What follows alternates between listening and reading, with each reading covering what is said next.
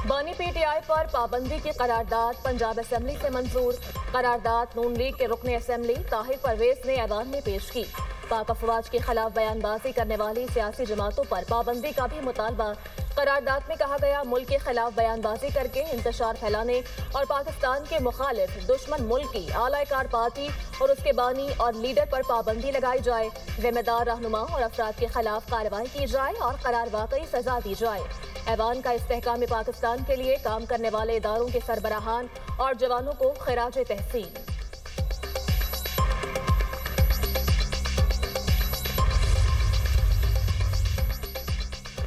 Chief of the defence forces field marshal Syed Asim Munir से Indonesia के सदर की मुलाकात। बाहमी दिलचस्पी के उमूर, इलाकाई सलामती और दो तरफा दिफाई ताउन पर बातचीत। दोनों ममालिक की मुसल्लह अफवाज के दरमियान ताल्लुकात को मज़ीद मजबूत बनाने के अज़्म का यादा।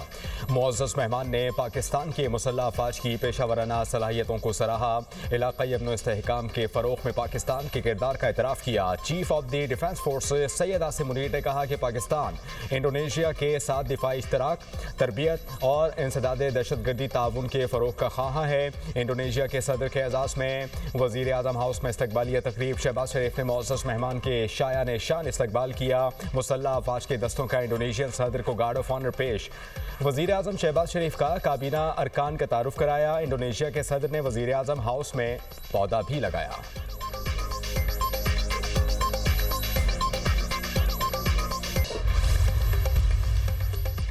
पाकिस्तान और इंडोनेशिया के दरमियान मुख्तलिफ शोबों में ताउन के मुआहिदों और मुफाहमती यादाश्तों का तबादला। वज़ीर आज़म पाकिस्तान और इंडोनेशिया के सदर की तकरीब में शिरकत। शहबाज शरीफ ने खिताब करते हुए कहा, पाकिस्तान और इंडोनेशिया की दोस्ती हर आजमाइश में पूरी उतरी। दोनों ममालिक के ताल्लुकात की तारीख 75 साल पर मबनी है। इंडोनेशियन सदर के दौरे से दोनों ममालिक के ताल्लुकात मज़ीद बुलंदियों को छुएंगे। पाकिस्तानी डॉक्टर्स, प्रोफेसर्स और माहिरीन को इंडोनेशिया भेजने पर इत्तफाक हुआ। वज़ीर आज़म की गजा में इसराइल की जानिब से जंगबंदी की खिलाफ वर्जियों की मजम्मत। इंडोनेशिया के सदर का पाकिस्तान में शानदार इस्तकबाल पर इज़हार तशक्कुर। कहा, JF-17 तैयारों की सलामी मेरे लिए एजाज की बात है। तालीम, तिजारत, ज़राअत, टेक्नोलॉजी के शोबों में ताउन को फ़रोग़ देंगे। मुअज़्ज़ज़ मेहमान ने वज़ीर आज़म शहबाज शरीफ को दौरा इंडोनेशिया की दावत भी दी।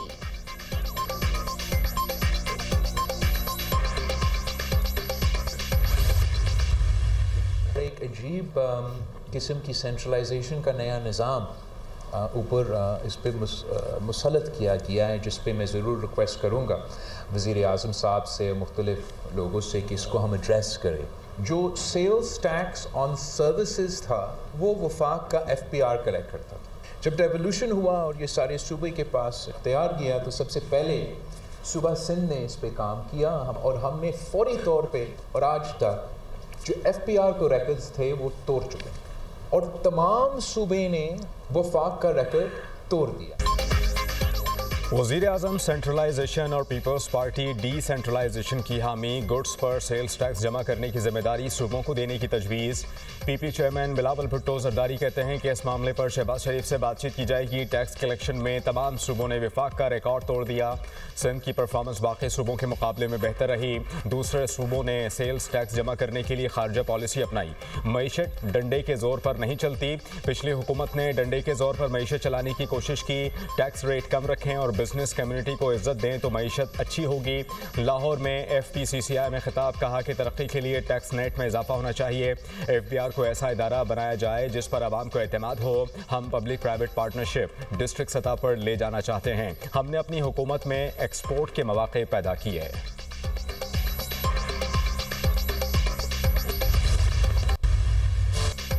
IMF ने पाकिस्तान के लिए $1.2 अरब की मंजूरी दे दी। एग्जीक्यूटिव बोर्ड का एलामिया जारी। पाकिस्तान के लिए तौसीही फंड सहूलत के तहत दूसरे जायजे की मंजूरी। एलामिया में कहा गया कि पाकिस्तान को $1.2 अरब फौरी तौर पर मुंतकिल किए जाएंगे।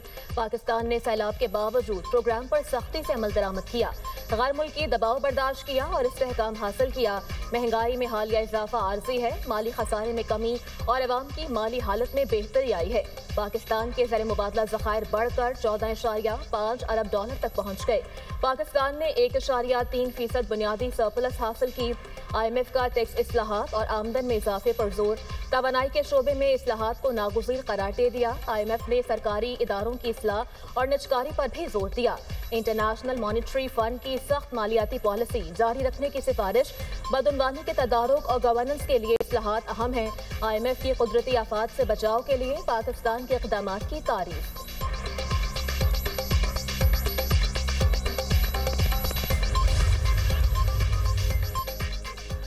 वज़ीर-ए-आज़म की IMF प्रोग्राम इजरा पर हुकूमती टीम की पज़ीराई। कहा कि माशी तरक्की में फील्ड मार्शल की मावनत का कलीदी किरदार है। IMF का इस्लाहात पर इजहार इत्मीनान। वज़ीर ख़जाना और उनकी टीम की मेहनत का मुँह बोलता सबूत है। माली इजरा सबूत है कि पाकिस्तान माशी इस्तेहकाम तरक्की के लिए ज़रूरी इक़दामात पर अमल दरामद कर रहा है। मुल्क को तरक्की की समत में गामजन करना कठिन मरहला था, जिसके लिए सब ने कुर्बानी दी। कौम ने माशी मुश्किलात बर्दाश्त करके नामुमकिन को मुमकिन कर दिखाया।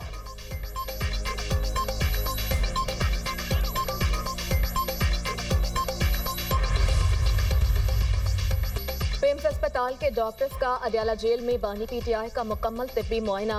रिपोर्ट मुरतब करके जेल हुक्काम को भेजी जाएगी। डॉक्टर्स की टीम बानी के तिब्बी मुआयने के बाद वापस चली गई।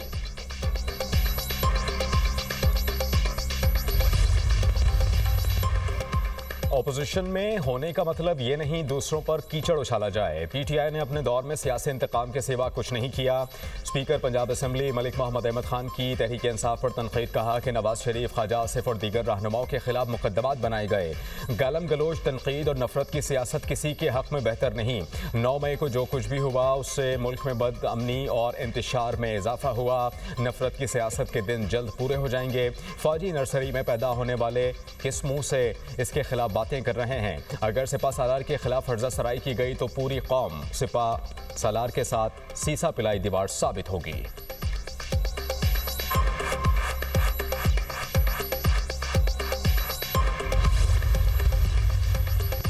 बैरिस्टर गौहर के सियासत में एक दूसरे को खतरा ना समझने की तलकीन।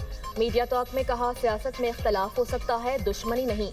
सियासत से लफ्ज़ कशीदगी खत्म होना चाहिए। मुल्क मज़ीद इंतशार और कशीदगी का मुतहम्मिल नहीं हो सकता। कोशिश करनी चाहिए ये टेंशन खत्म हो। मुल्क में अमन ज़रूरी है। बानी PTI और बुशरा बीबी से मुलाकातें होंगी तो हालात बेहतर होंगे। अदालती हुक्म के बावजूद फैमिली और वकला को मुलाकात से रोका जा रहा है। असद कैसर ने कहा, मुल्क में आज़ाद अदलिया चाहते हैं। 26वीं और 27वीं तरमीम से जुडिशरी को मफलूज किया गया। वज़रा का लहजा नामुनासिब है। बानी PTI और पार्टी ख़त्म हो जाएगी तो यह गलत फहमी है।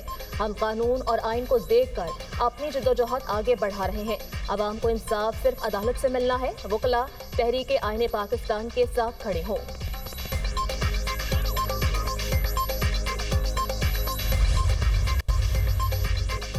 अडियाला का कैदी बानी MQM2 बन चुका। बानी PTI की जहनी कैफियत का मुआयना होना चाहिए। वज़ीर इत्तलात पंजाब अज़मा बुखारी की बानी PTI पर तनकीद। कहा कि अडियाला की दीवारों ने इस शख्स को जहनी मरीज बना दिया। धमकियां देने वाला मजलूम बनने की कोशिश कर रहा है। दूसरों को पागल कहने वाला खुद पागल है। बानी अपने दौर में मुखालिफिन को धमकियां देते थे। पाकिस्तान के खिलाफ खिलवाड़ अब नहीं चल सकता। फितना खान की सियासत और पाकिस्तान इकट्ठे नहीं चल सकते। कानून की धज्जियां उड़ाने वाले पासदारी का दर्स दे रहे हैं। मार्का हक के बाद दुनिया में फील्ड मार्शल की पजीराई हुई। पाक भारत जंग के दौरान बानी PTI का ट्विटर अकाउंट खामोश था। हमें भी एस्टैब्लिशमेंट से गिला रहा मगर पाकिस्तान को नुकसान पहुंचाने का कभी नहीं सोचा।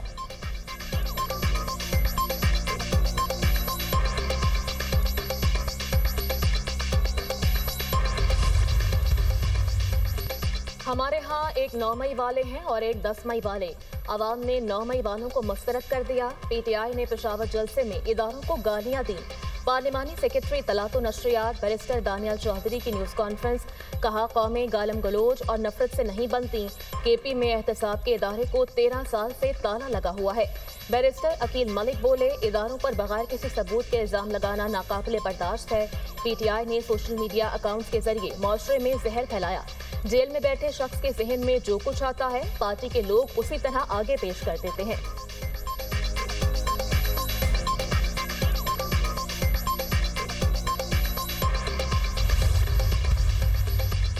खैबर पख्तूनख्वा में अमन व अमान की सूरत हाल अबतर। गवर्नर खैबर पख्तूनख्वा फैसल करीम कुंडी का तकरीब से खिताब, कहा कि सूबे में अमन व अमान नहीं होगा तो तरक्की कैसे होगी।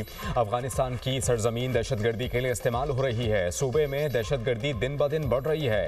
केपी में हम शाम के बाद कहीं निकल नहीं सकते। दहशतगर्दी की कार्रवाइयों में अफगानिस्तान के लोग शामिल होते हैं। सूबाई हुकूमत कह रही है कि अफगानिस्तान के साथ मुज़ाकरात करें। ये लोग हमारे बच्चों और जवानों को शहीद कर रहे हैं। बानी पीटीआई की रिहाई डी चौक से नहीं, अदालतों से होनी है। अडियाला जाने के बजाय अदालतों में अपने केसेस लड़ें।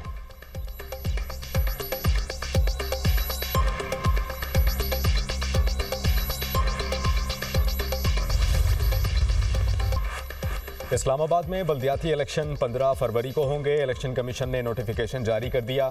कागजात नामजदगी 19 दिसंबर से 27 दिसंबर तक जमा कराए जा सकेंगे।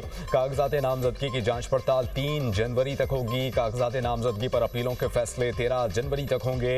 उम्मीदवारों की हतमी फहरिस्त 14 जनवरी, निशानात 15 जनवरी को अलॉट होंगे। बल्दियाती इलेक्शन के नताइज 19 फरवरी तक मुरतब किए जाएंगे।